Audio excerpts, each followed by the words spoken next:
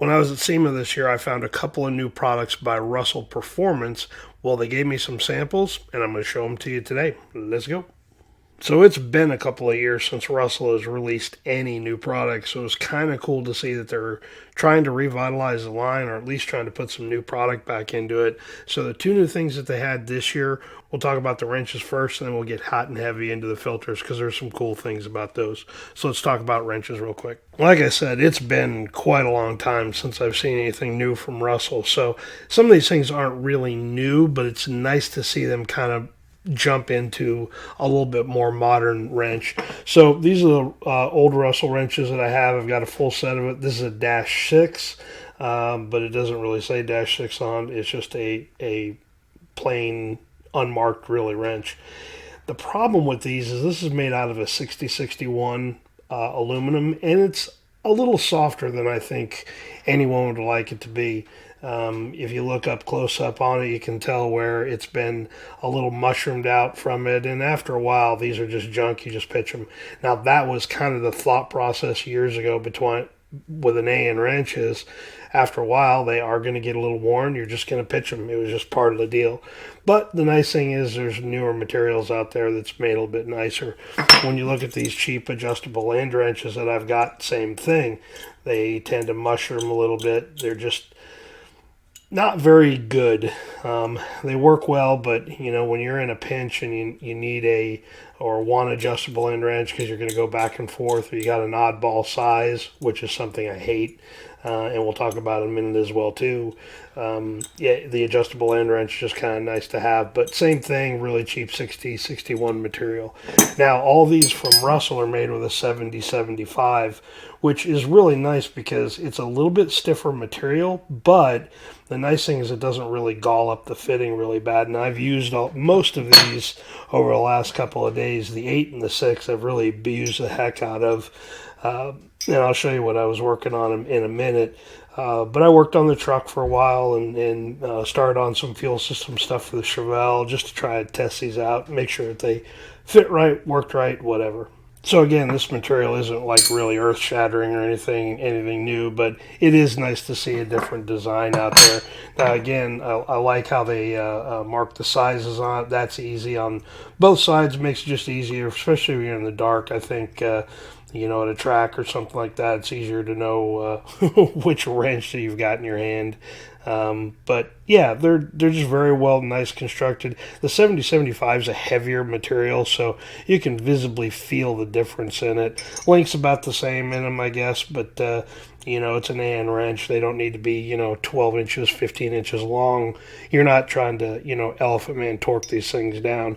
Just a nice, easy torque will usually get an AN fitting to seal upright. So really like these a lot. Just again, nice to see them. Now, one of the really cool things is the adjustable end wrench. Now, same as the fixed end wrenches, the adjustable end wrench is also a 7075 material, so it's really beefy. It's got a nice heavy feel to it. The adjusting wheel is really nice and tight. There's really no slack in it, which some of these wrenches, when they get a little rattly, it takes a little bit before the wrench starts to move a little bit. It's just because there's a lot of slack in that wheel, and it's got to take up that before it starts moving. This one's just kind of a nice little deal. It feels like it's kind of spring loaded or whatever. Now, nice thing about this wrench is a lot of times with these adjustable end wrenches, they'll only go up to like a Dash 12. This one will go all the way up to a Dash 16, which is really nice because you don't get that very often, I guess, where you're working with a Dash 16 type wrench, but on occasion you will. And again, we'll show you that here in just a quick second. But I really like that instead of having to buy two adjustable end wrenches, one that will go all the way up to that Dash 16 or Dash 20 size, that this one does it. So all the way closed and then all the way open to the Dash 16. Actually, it goes a little bit bigger than the Dash 16, but it's not a Dash 20 size. So really like the feel of that. It's nice to have a really nice heavy adjustable end wrench. This one is just a really inexpensive, cheapy one from that I got from Summit, but it did okay. But after a while, it does start to gall up the fittings a little bit. And I've been abusing this one for, well, I don't know, probably 6 or 7 hours. So it was a product sample that had been used before already, but I really can't tell too much about it. But again, that's the advantage of that 7075 material. So that's really the deal on these. Again, the fixed end wrenches go up -4 all the way up to -20. They're sold individually, or I think they're going to have them as a full set. And then the adjustable end wrench, there's only one of them. So now that we got those out of the way, let's talk about the filters, because there's some really cool things there. Filters are something that's kind of unique, and I was really impressed with them when I saw them and got my hands on them and started taking them apart while we were there at SEMA. But part of the problem is Russell was always out of their Pro Series filter for years, and they had a bunch of weird, dimensions and lengths and colors, and now they've just gone to an all-black filter, which I'm fine with, doesn't really matter. But there's two different series. This is a smaller 4-inch bodied filter, and these larger 6.5-inch bodied filters. This is the 75 series. This is, I'm told, the 76 series, even though it's labeled 74. I guess they've gone through some reiterations of that. But we're going to take all these apart, and I'll show you them individually. So we'll take a look at the smaller filter, the Pro Series 75 series, and then we'll take a look at the big filter. Now, one thing that's supremely annoying about filters is occasionally the lug on the end is an oddball size. It's not an SAE, it's not AN, and I never quite understand why they do that. The cool thing about the Russell filters is these on the 75 series are all on the end body are all a -12. So that's nice that they were considerate of that and make that a little bit easier to use them. So let's take both ends of them off here, because I want to show you some differences in how these are put together. So like I said, this is a 4-inch body. Now they've got it out and in marked. The caps are also specific on the in and out. We'll talk about that in a quick second. Filter is clearly labeled with 40 with the actual Micron logo, which is kind of nice to see that, so you know what size filter that is. All stainless element. I'm told that they're looking at maybe possibly doing a paper element in this series, but it's not something they quite have in development yet. Really nice thing about the filter too is it's very positively attached to the cap. So it's O-ringed on the inside, slides right over. Again, they're one way, so you have to put that end on that cap. This one's got a conical deal to help the fuel flow through it a little bit better. This one on the outbound side, you have to put on that side. So kind of nice to see that being, very, very consistent as far as the capping. Now they could probably cheapened out and put the same cap end on it, but I really like it's got that nice radius conical end on it to help the fuel flow through it. Other things about it that I kind of like, these are all rated for EFI or carbureted, so that's kind of a cool deal. I can buy one filter, and if I use it on a carbureted application, cool. If I have an EFI application I need to use it on, no problem. They're capable of sealing and handling all that pressure. Both series of these filters are offered in a 10, 40, and a 100 micron. Again, I like that too. I like having that option, especially on the 10 and the 40 side. Some folks are really, really particular about the small particular filter. The -100 is pre-pump. Generally, we'll put that, or if it's the pumps in the tank, then the 100 will go closest to the tank, and the 10 or the 40 will go closest to the carburetor or fuel injection. Also, these are E85 rated, so you can run E10 or E85 with it. Another benefit of a stainless filter is being able to do that, but the O-rings also have to be compatible with that. If they're not, obviously ethanol will destroy that pretty quickly. So very well thought out. I like that, especially on these smaller filters. Sometimes they're a little bit more neglected, and all the money goes into the big filter. So nice to see that they've really spent some time thinking about what what a user will want. Now it's always marked outbound flow. Filter always goes on the outbound side. Now on the smaller filter, they are offered in 3 different sizes. This is a 8, but they're offered in 6, 8, and 10, again, which I like. Sometimes with a smaller compact filter, having that dash 10 size is nice. So now, other side of this is these are rated up to 750 horsepower. Now, I fully believe that is the element that gives you that.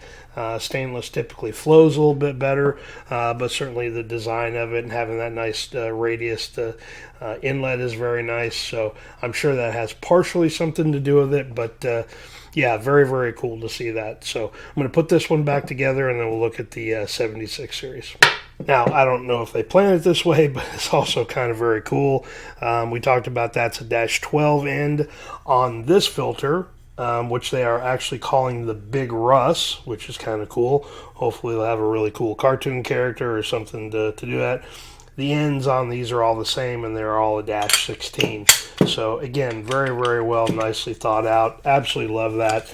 And having the adjustable end wrench go all the way up to a dash 16 end is certainly very beneficial as well too. So again, I just like the level of thoughtfulness here in this.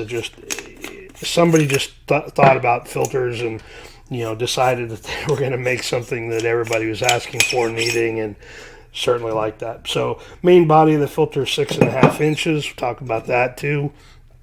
Now the filter again is kind of unique. It's also a stainless filter, but because that filter element is such a long element on the end, instead of being flat on that side, they put a nice conical end on it, so as the fuel comes in, it disperses over that cap and then flows down over to get down into the filter. Really like that. I think that's probably part of the reason why this one is rated as high as it is. And again, when you talk about fuel flow, anything that disrupts fuel also disrupts volume. It also can disrupt pressure. So it's very, very cool to see that, again, lots of little detail in here. Again, this is very positively fixed to the cap. O-ring on the inside. Again, on the outlet side, there's only one way these go in there. Again, small conical end on this one. And then the nub for the cap or the filter to fit into there. These are also marked in and out, so you can't screw that up, and on the main body as well. So with the direction of flow, outlet always goes to the outlet side also. So very, very cool how they kind of thought through all this stuff. Now the Big Russ is kind of interesting. Dash 10. Dash 12, and these are the dash 16 ends. I don't even have anything that's dash 16, but I am told that all the filters in this series are rated up to 2,000 horsepower. Why is that cool? Well, 2,000 horsepower is cool.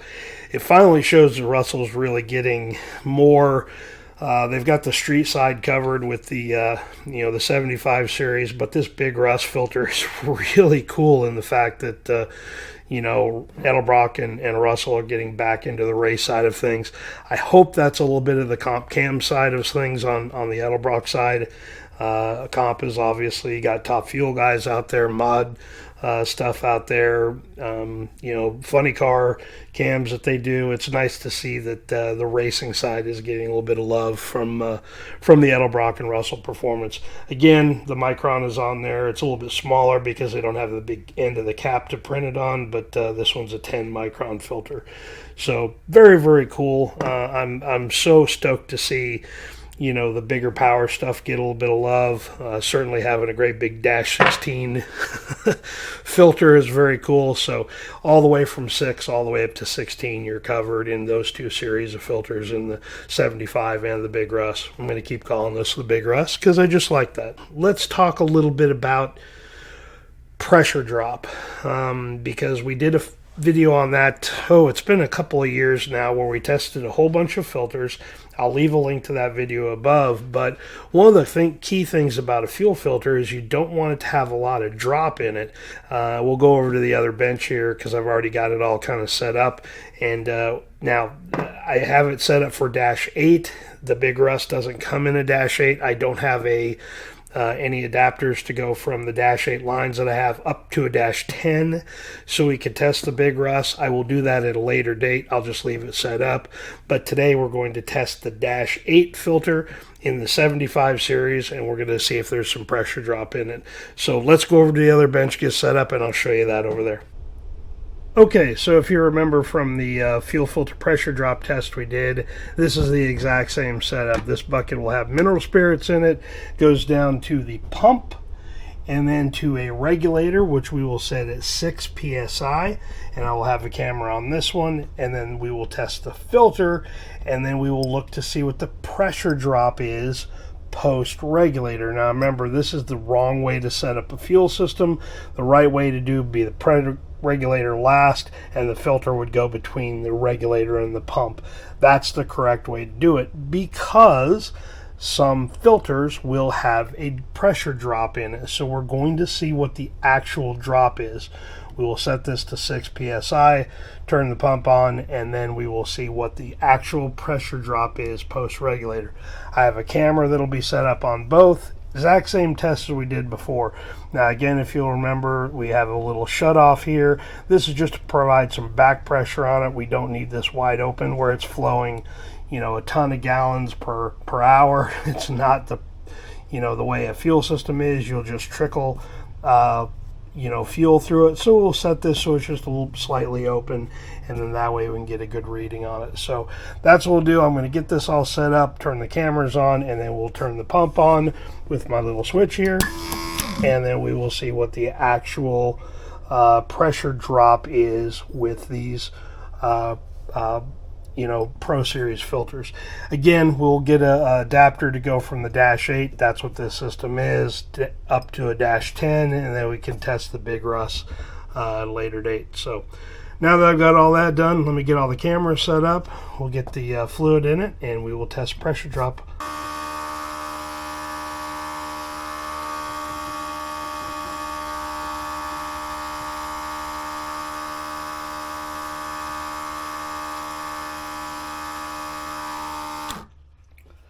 Okay, 6 psi on the regulator, no drop in pressure, so very, very small, very, very little. It's hard to really gauge that, I guess. You know, it's you're looking at it from a very small window point of view, but yeah, I would call that very, very little, very, very marginal, and yeah, so we know that that filter doesn't have a lot of pressure drop in it. Good system. Good strong pressure out of the pump. Regulator was good. So very, very cool to see that very, very small amount of drop in it. Lets you know that that 754 horsepower that they rated at is very, very achievable. So very, very cool.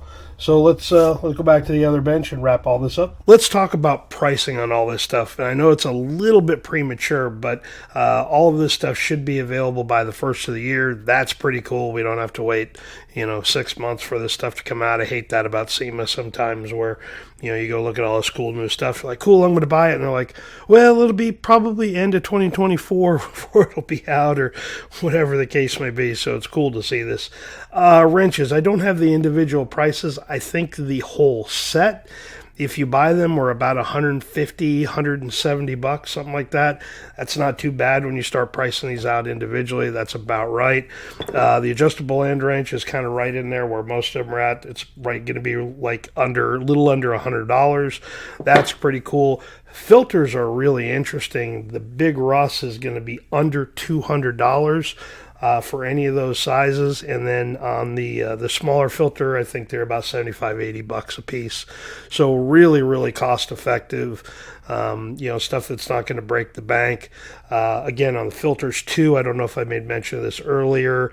The filter elements will be replaceable, so if you need to buy a new one, they'll have those separately, and then have O-ring kits for it as well. So again, this is the first time I've ever had a new product to bring back with me from SEMA.